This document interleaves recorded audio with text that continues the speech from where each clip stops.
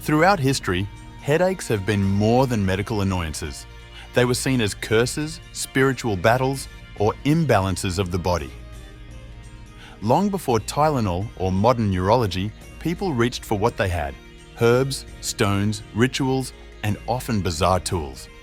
Here is a glimpse into the strange and fascinating world of historical headache remedies. Trepanation. A small hole was drilled into the skull using crude tools. This practice, known from ancient to medieval times, was thought to release pressure or evil spirits causing pain. While it may have relieved pressure in rare cases, it came with a high risk of infection and death. Leeches on the temples. Leeches were placed on the forehead or neck to draw blood. The goal was to rebalance the humours, particularly to reduce an excess of blood thought to cause pain.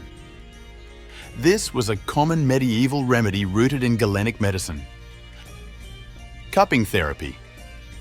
Heated glass or metal cups were applied to the scalp or neck to draw blood to the surface. This created large welts and was thought to remove internal blockages, often paired with bloodletting for a more complete treatment. Bloodletting with blades. Physicians would slice open veins, often at the arms or neck, to allow blood to flow. Believed to purge the body of excess or tainted humours, this was standard practice even into the Renaissance. Herbal poultices. Plants like feverfew, chamomile, rue and lavender were crushed into a paste and applied to the temples. Some contained real pain-relieving compounds and were often used by monks or village healers. Sniffing burnt horn or feathers. The smoke from burned deer horn or bird feathers was inhaled as a shock to the senses. Thought to drive out demons or bad air, this practice was more ritualistic than therapeutic. Dead animals as head wraps. Folk medicine sometimes called for a freshly killed mole or bird tied to the head, believed to absorb the illness or frighten off evil spirits. Often practiced in rural Europe, especially in Anglo-Saxon traditions. Wearing amber or jet stones. Believed to carry protective energy, amber or jet stones were worn on necklaces or sewn into caps.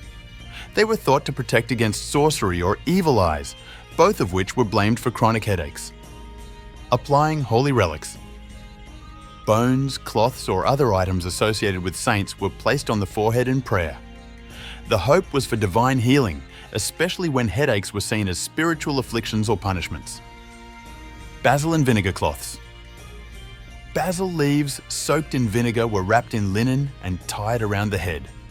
This combination was thought to draw out heat and cleanse impure vapours from the mind. Cold iron against the skull. Placing iron implements, such as keys or nails, on the head was thought to ground the body and expel wandering spirits or energies. This belief tied into the ancient symbolism of iron as a purifier. Goat dung compresses. In some rural remedies, warm animal dung, usually goat, was applied to the forehead or soles of the feet.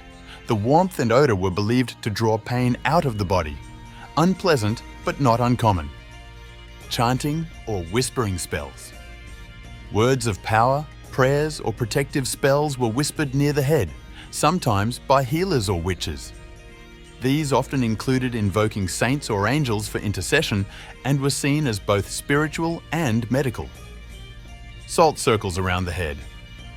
In Slavic and Nordic regions, salt was poured in a circle around the head of the person lying down, believed to trap evil spirits and relieve pain. It combined ritual, symbolism, and the properties of purification. While modern medicine has largely replaced these methods, they reflect the deep human desire to find relief and meaning in suffering. Whether through mystery, ritual, or touch, each culture brought forth creative tools in the hope of silencing pain. Today, they serve as fascinating reminders of our shared quest for healing.